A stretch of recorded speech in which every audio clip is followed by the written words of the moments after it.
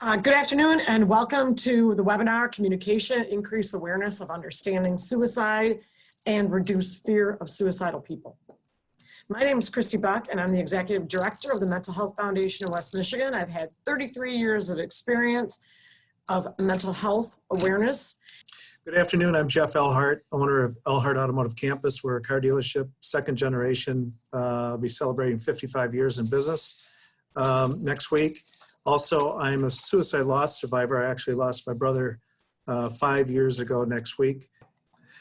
So we're here today to, as a part of the collaborative partnership of the Workplace Suicide Prevention, we'll be addressing how to increase awareness of understanding suicide and reduce fear of suicidal people.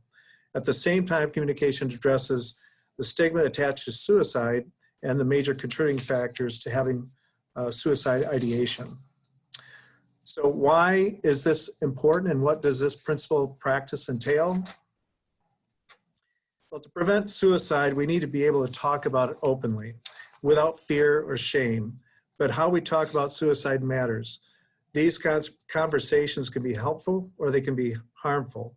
First is strategy, the component that refers to the upfront thinking and planning that helps messages to succeed.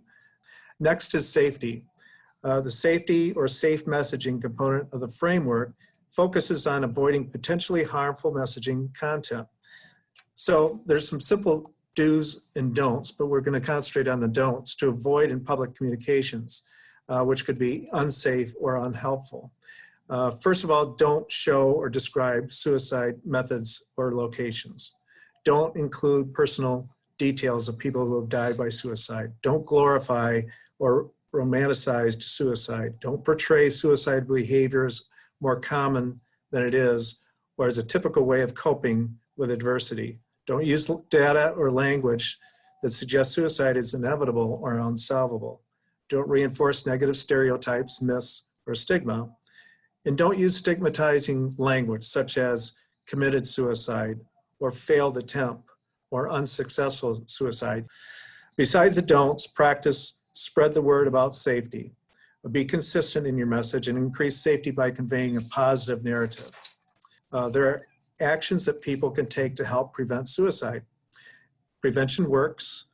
Resilience and recovery are possible. Effective programs and services exist and help is available. For example, avoid using a slogan like suicide is preventable without specific actions or examples or representing the positive message with only a single word or symbol. Messaging can help the public to picture what prevention looks like and give them concrete steps that they can take to make a difference. Convey a positive narrative that is relevant to your goals and audience. And finally, guidelines. In addition to creating prevention messages that are strategic, safe, and positive about suicide prevention, is important to follow specific guidelines or recommendations that apply to your particular messages. It's my pleasure to talk about one leading company that is implementing suicide prevention programming and creating a positive narrative in their company. It's Herman Miller. They're a leading manufacturer company in West Michigan. Globally, they employ 5,600 employees. They've got 4 states in West Michigan. In late 2015, Herman Miller was approached by a local organization, the Mental Health Foundation of West Michigan, who is paving the way in West Michigan to bring mental health education, suicide prevention to businesses.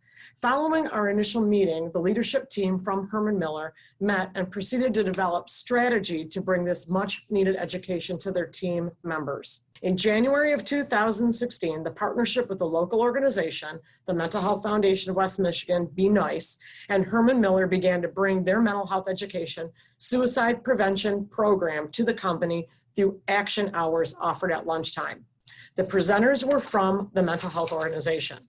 These trainings were part of their employee development program entitled My Talent Development, tied to their performance review and evaluations.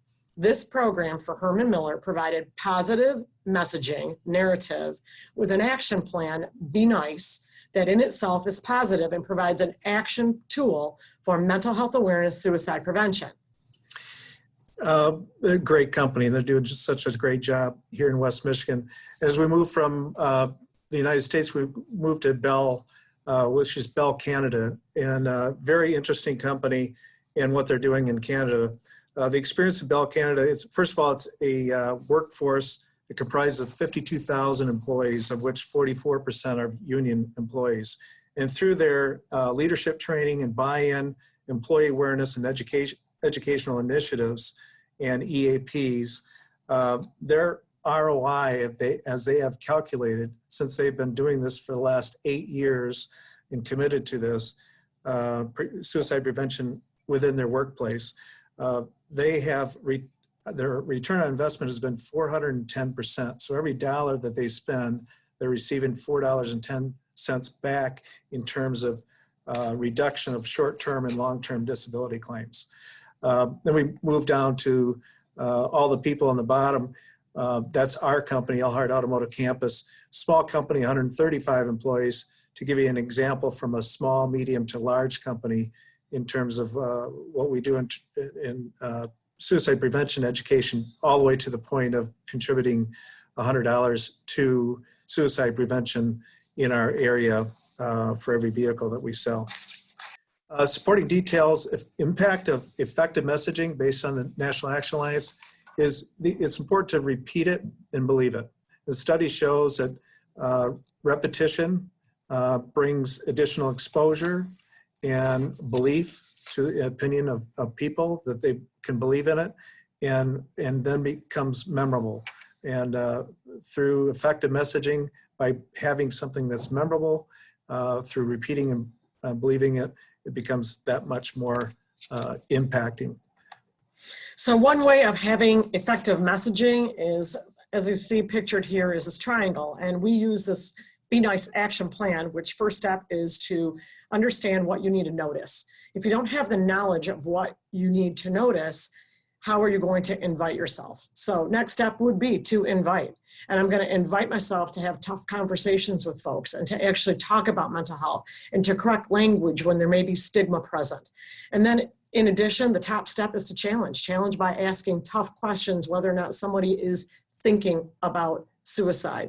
And what I love the most is empowering our workplace to take action, such as Elhart Automotive, Bell, and Herman Miller.